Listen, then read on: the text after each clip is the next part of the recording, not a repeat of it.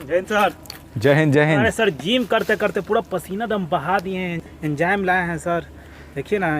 ये एंजाइम खरीद लिए हो? हाँ सर। कौन बोल दिया तुमको एंजाइम खरीदने के लिए? एंजाइम के बारे में पता नहीं है सर, बताइए एंजाइम होता मतलब एंजाइम के बारे में कुछ पता नहीं है तुमको, और कोई एक लड़का बोल दिया कि एंजाइम खरीद लो बॉडी बन जाएगा, ऐसा थोड़ी होता है। पसीना दम सही एकदम। ठीक है, कल तुम मेरे पास आए थे, कल बोले कि झगड़ा हो गया है, हमको बॉडी बनाना है। हाँ ठीक सर, है, मारना है उसको। ठीक है, जो भी करना है। आप एंजाइम खरीद कर लाए हैं बाजार से। एंजाइम आप क्यों खरीदे हैं? क्योंकि आपका पाचन सही नहीं हो रहा है, आपके शरीर में पाचक रस नहीं बन रहा है, यानी आपका खाना सही से डाइजेस्ट नहीं हो रहा है, और आपको ज़्यादातर प्रोटीन खाना है, यानी आपका प्रोटीन पच नहीं रहा है, इसलिए आप एंजाइम लाए हैं। सबसे मेन बात समझना है कि एंजाइम होता क्या है। क्या होता है एंजाइम? एंजाइम तो सर, एंजाइम एक प्रकार का प्रोटीन होता है। क्या होता है एंजाइम? एक प्रोटीन होता है। एंजाइम एक प्रकार का प्रोटीन होता है, और एंजाइम का हमारे शरीर में बहुत तरह का कार्य होता है। जैसे कि आपका शरीर है, ठीक है, आपका शरीर में धीरे धीरे ग्रोथ होगा, आपका छाती फैलेगा, पेट अंदर जाएगा, बाह मोटा मोटा होगा, यानी शरीर में हर जगह, ठीक है, आपके शरीर में हर जगह चेंजिंग आना है। तो शरीर में जो चेंजिंग आता है उसके लिए एंजाइम एक उत्प्रेरक का काम करता है। एंजाइम मसल बनाने में भी काम आता है, एंजाइम खाना को पचाने में भी काम आता है। ठीक है, इसके अलावा शरीर में हर जगह बायोलॉजिकल और केमिकल रिएक्शन चल रहा है, यानी कि जैविक और रासायनिक प्रक्रिया हर जगह चल रहा है। हमारे मस्तिष्क में, यानी आपके हर बॉडी पार्ट में, सर से लेकर पैर तक, हाथ में, छाती में, हर जगह, पेट में, हर जगह केमिकल और बायोलॉजिकल रिएक्शन चल रहा है, जैविक और रासायनिक प्रक्रियाएं चल रहा है। सबको कहीं ना कहीं, जो भी रिएक्शन चल रहा है, सबको कहीं ना कहीं नियंत्रित करने का काम करता है, सबको कहीं ना कहीं बढ़ावा देने का काम करता है एंजाइम। तो एंजाइम बहुत ज़्यादा महत्वपूर्ण है। लेकिन इस वीडियो में हम लोग क्या बात करेंगे दोस्तों? इस वीडियो में हम लोग बात करेंगे एंजाइम का पचाने वाले गुण के बारे में। यानी एंजाइम का बहुत सारा काम होता है, और अलग अलग शरीर का हिस्सा से अलग अलग एंजाइम निकलता है। लेकिन हम लोग बात करने वाले हैं उन एंजाइमों के बारे में जो खाना को पचाने में काम आता है। चलिए शुरू करते हैं। हम लोग खाना सबसे पहले खाते हैं तो सबसे पहले क्या करते हैं? खाना मुंह में जाता है, मुंह में जाता है, उसके बाद दांत क्या करता है? चबाता है। चबा चबा कर क्या करता है? उसको छोटा छोटा टुकड़ा में उसको बदल देता है। उसके बाद हमारे मुंह में दो तरह का एंजाइम निकलता है। क्या निकलता है? दो तरह का एंजाइम निकलता है। क्या नाम है जो मुंह में एंजाइम बनता है? मालूम है? टाइलिन और माल्टोज। तो हमारे मुंह में जो भोजन हम लोग करते हैं, दांत के द्वारा छोटा छोटा टुकड़ा में उसको तोड़ दिए, उसके बाद क्या हुआ? टाइलिन और माल्टोज निकला। देखिए, आप ये भी गलती करते हैं, हमको बरजेस बताया है कि आप खाना जल्दी जल्दी खाते हैं और खाना को छोटे छोटे टुकड़ों में तोड़ते नहीं हैं। तो छोटा छोटा टुकड़ा में नहीं तोड़िएगा तो जो टाइलिन और माल्टोज है अपना कार्य अच्छा तरीके से कर ही नहीं पाएगा। तो इस समझ गए ना? तो मुंह में कौन निकलता है? टाइलिन और माल्टोज। अब देखिए, जो टाइलिन है, टाइलिन करता क्या है? टाइलिन मंड को, यानी स्टार्च को, यानी कार्बोहाइड्रेट को, वो माल्टोज में बदलता है। ठीक है, और जो माल्टोज नामक जो एंजाइम है वो माल्टोज को ग्लूकोज में बदलता है। ठीक है, यानी कितना कुछ हमारे मुंह में हो जाता है। ठीक है, अब आगे बढ़ते हैं। अब जो खाना है यहाँ पर, यहाँ से खाना अब वो जाता है अमाशय के पास। कहाँ आता है? अमाशय। अमाशय जिसको हम लोग बोलते हैं पेट का थैला। थोड़ा ऐसे घूम जाइए, व्यूवर्स को आप अच्छे से दिख जाइएगा। तो दोस्तों, हम लोगों ने अभी तक यही सीखा कि सन्नी के मुंह में जो खाना गया, वहाँ पर टाइलिन और माल्टोज की मदद से खाना बहुत ही छोटे छोटे बारीक टुकड़ों में टूट गया था। मंड का, यानी स्टार्च का जो ट्रांसफॉर्मेशन हुआ था वो माल्टोज में हुआ था, और माल्टोज का हुआ था ग्लूकोज में। उसके बाद जो खाना है ग्रास नली के द्वारा यहाँ तक पहुँचता है, जिसको अमाशय बोलते हैं। क्या बोलते हैं? अमाशय, जिसको मोटे तौर पर पेट बोलते हैं, जिसको थैला बोलते हैं। ठीक है, वहाँ पर, यहाँ पर खाना पहुँचता है। यहाँ पर क्या होता है ज़रा ये समझिए। यहाँ पर जो अंदर का दीवार है थोड़ा रुखरापन टाइप का रहेगा, वहाँ HCl निकलता है। क्या निकलता है? यहाँ पर HCl निकलता है। ठीक है, यहाँ पर अंदर के दीवार में जो पेट का थैली है उसके अंदर के दीवार से क्या निकलता है? HCl, hydrochloric acid. एसिड निकलता है, बहुत पावरफुल एसिड निकलता है। ठीक है, यानी खाना को एकदम लुगदी बना देना है। इसके अलावा दो तरह का एंजाइम निकलता है। ये जो पेट है आपका, अमाशय, यहाँ से दो तरह का एंजाइम निकलता है। कौन कौन मालूम है? पेप्सिन और रेनिन। तो अमाशय में क्या होता है, अमाशय में एक तो HCl निकला, इसके अलावा 2 तरह का एंजाइम भी निकलता है। जो ये तुम डब्बा वाला एंजाइम लाए थे उससे अच्छा ना है वो एंजाइम जो तुम्हारे शरीर में स्वतः पैदा होता है। तो अमाशय में 2 तरह का एंजाइम पैदा होता है। HCl के अलावा, हाइड्रोक्लोरिक एसिड के अलावा 2 तरह का एंजाइम कौन कौन है मालूम है? एक है पेप्सिन और एक है रेनिन। पेप्सिन क्या काम करता है और रेनिन क्या काम करता है? पेप्सिन करता है प्रोटीन को छोटा छोटा हिस्सा में तोड़ देता है, कौन? पेप्सिन। और रेनिन क्या करता है? रेनिन केसिन को छोटा हिस्सा में तोड़ता है। छोटा हिस्सा यानी कि उसका रूप को बदल देता है, उसका केमिकल बनावट को बदल देता है। तो रेनिन और पेप्सिन कहाँ से निकलता है? यहाँ से। यहाँ क्या है? अमाशय। कौन कौन निकलता है बताओ तो? पेप्सिन और रेनिन कहाँ से निकलता है? अमाशय से। अमाशय से, ठीक है। इसके अलावा अमाशय से और क्या निकलता है? HCl। पेप्सिन क्या करता है? पेप्सिन जो प्रोटीन को छोटा छोटा टुकड़ा में छोटा छोटा टुकड़ा यानी कि केमिकल रूप से उसका बनावट को भी चेंज कर देता है। कौन? पेप्सिन। प्रोटीन के बनावट को चेंज कर देगा। इसके अलावा जो रेनिन होता है वो केसिन को दूसरे रूप में बदल देता है। तो भोजन का जो सफ़र है वो तुम्हारे मुंह से शुरू होकर ग्रास नली के माध्यम से, आहार नली के माध्यम से अमाशय तक पहुंचा। अब वो भोजन जाएगा आंतों की तरफ, लेकिन इसी बीच में भोजन से एक अग्नाशय नाम का एक अंग है, उसका थोड़ा सा मित्रता हो जाता है। अब होता क्या है, अग्नाशय से कुछ तरह का एंजाइम निकलता है, अब वो एंजाइम भोजन से मिलता है। तो अग्नाशय यहाँ पर है। अग्नाशय का नाम सुने हैं ना? पेनक्रियाज। पेंक्रियाज, वही पेंक्रियाज जिससे इंसुलिन भी निकलता है। तो अग्नाशय से इंसुलिन नामक हार्मोन भी निकलता है जो ब्लड शुगर को नियंत्रित करता है। उसके अलावा एंजाइम भी निकलता है जो खाना पचाने में सहायता करता है।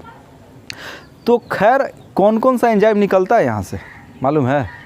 और दोस्तों इसका ट्रिक भी हम बता रहे हैं, ऐसा तरीका कि एकदम आप याद कर लीजिएगा। यहाँ से निकलता है एमाइलेज, यहाँ से निकलता है लाइपेज, यहाँ से निकलता है ट्रिप्सिन। अब देखिए एक एग्जांपल समझिए, आप अगर कहीं जाइएगा डॉक्टर के पास, शुगर वाले डॉक्टर के पास, तो आपको कहाँ जाना है? ट्रिप पे जाना है।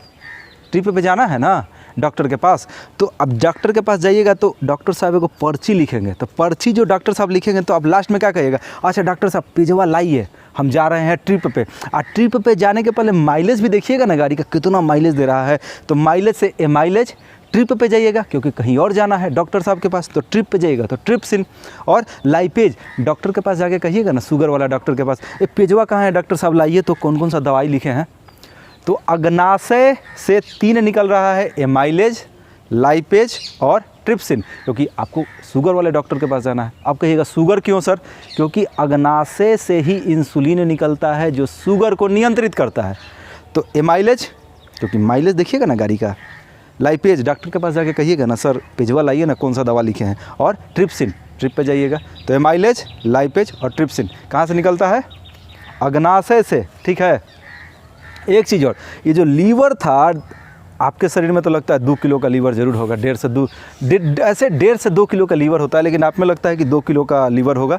दोस्तों देखिए लीवर का विस्तार, हमारे शरीर में लीवर दायां साइड में होता है, लेकिन उसके कुछ हिस्सों का विस्तार बायां साइड में भी होता है, यानी यहाँ तक लीवर का फैलाव है इस तरीके से।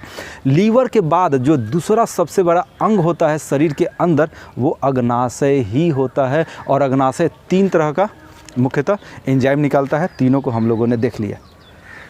इसके बाद आगे अब बात करते हैं आंतों का। यहाँ पर है दोस्तों आंत, आप देख सकते हैं ये बॉडी बिल्डर, फ्यूचर के बॉडी बिल्डर हैं, इनको बॉडी बनाना है, इसीलिए इनको जानकारी होना चाहिए। देखिए भाई छोटा छोटा अगर जानकारी नहीं रहेगा तो कैसे काम चलेगा। अब ये एंजाइम का डब्बा लाए थे, इनका एंजाइम का डब्बा हम फेंक दिए और इनको हम एंजाइम के बारे में सिखा रहे हैं। समझ में आ रहा है ना जी? यानी हर एक पार्ट से कौन कौन सा एंजाइम निकल रहा है।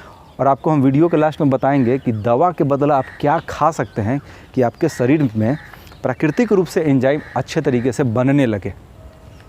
तो खैर लास्ट में हम लोग क्या देखते हैं, जो आंत है, जो इंटेस्टाइन है, वहाँ से कौन कौन सा एंजाइम निकलता है। दोस्तों हम लोग क्या देख रहे थे कि शरीर के किस अंग से कौन कौन सा एंजाइम निकलता है। देखिए इसका मतलब ये नहीं हुआ कि हाथ से भी एंजाइम निकलेगा, पैर से भी निकलेगा।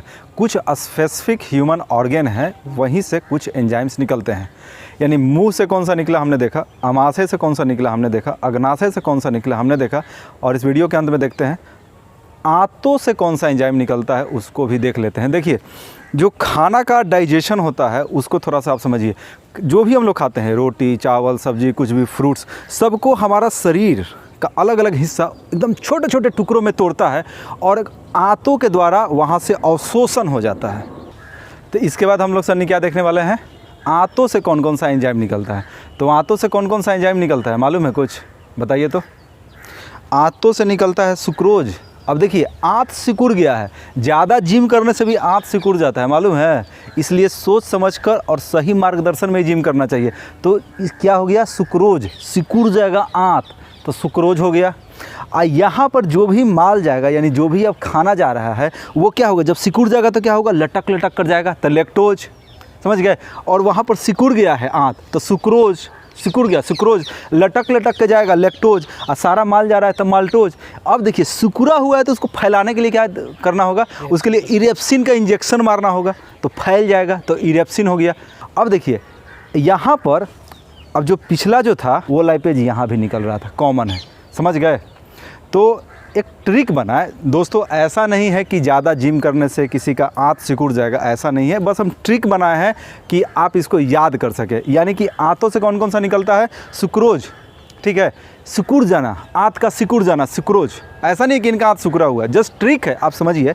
आंतों का सिकुड़ जाना, सुक्रोज, लटक लटक कर माल जाना, यानी जो भी खाना खाया गया है, ठीक है, वो अलग अलग हिस्सा से पहुँचते पहुँचते एकदम छोटा छोटा टुकड़ा में लुगदी जैसा बन गया है, तो लटक लटक के माल जा रहा है, यानी भोजन जा रहा है, तो लैक्टोज और माल्टोज। इसके अलावा क्या था सन्नी, सिकुड़ा हुआ था तो फैलाने के लिए इरेप्सिन और लाइपेज। लाइपेज कॉमन था यहाँ पर, अग्नाशय में भी था, और लाइपेज कॉमन था, अग्नाशय में भी था, और कहाँ था, आंतों में भी था। तो इस तरीके से दोस्तों हमने अभी तक समझा कि शरीर के किस अंग से कौन सा एंजाइम निकलता है। अब मुद्दा पर आते हैं। मुद्दा क्या था भाई, मुद्दा ये था कि तुमको बॉडी बिल्डर बनना है, तुमको एक तंदुरुस्त और हट्टा कट्टा मजबूत शरीर बनाना है।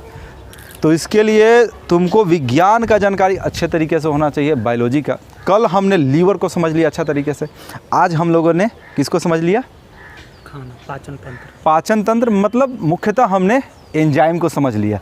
और एंजाइम को ठीक करने का तरीका जानते हैं क्या है, अगर आपके शरीर में एक लक्षण है, हम बता देते हैं, तो इसका मतलब है कि सारा एंजाइम आपके शरीर में अच्छा तरीके से निकल रहा है। आपको अगर खुल के भूख लगता है तो इसका मतलब ये हुआ कि यहाँ से जो एंजाइम निकलना चाहिए वो निकल रहा है, यहाँ से निकलना चाहिए जो, यहाँ से निकलना चाहिए जो, वो सब निकल रहा है। अगर आपको कस के 2 से 3 बार भूख लगता है दिन भर में, तो आपका सारा एंजाइम का जो सिस्टम है वो ठीक है। अगर ऐसा नहीं है तो सिस्टम गड़बड़ है। तो वैसे में क्या करना चाहिए, वैसे में आपको चिकित्सक से यानी डॉक्टर से परामर्श लेना चाहिए। और अगर कुछ नुस्खा के बारे में हमसे पूछिएगा तो वो भी हम बता सकते हैं। पपीता खाने से एंजाइम बहुत बेहतर हो जाता है, या कभी कभी फास्टिंग करने से एंजाइम का जो सिस्टम है वो अच्छा हो जाता है। इसके अलावा तेल मसाला को आपको कम करना होगा, ठीक है, तेल मसाला ज़्यादा आपको नहीं खाना है, बाज़ार में बिकने वाला सामान को आपको कम खाना है। आपका एंजाइम स्वतः ही बढ़िया तरीके से एक्टिवेट हो जाएगा। और अगर आपका पाचन तंत्र एक्टिवेट हो गया बढ़िया तरीके से और आपका भोजन भी अच्छा है, तो आपको बॉडी बिल्डर बनने से कोई रोक नहीं सकता है, मेरा गारंटी है। जय हिंद।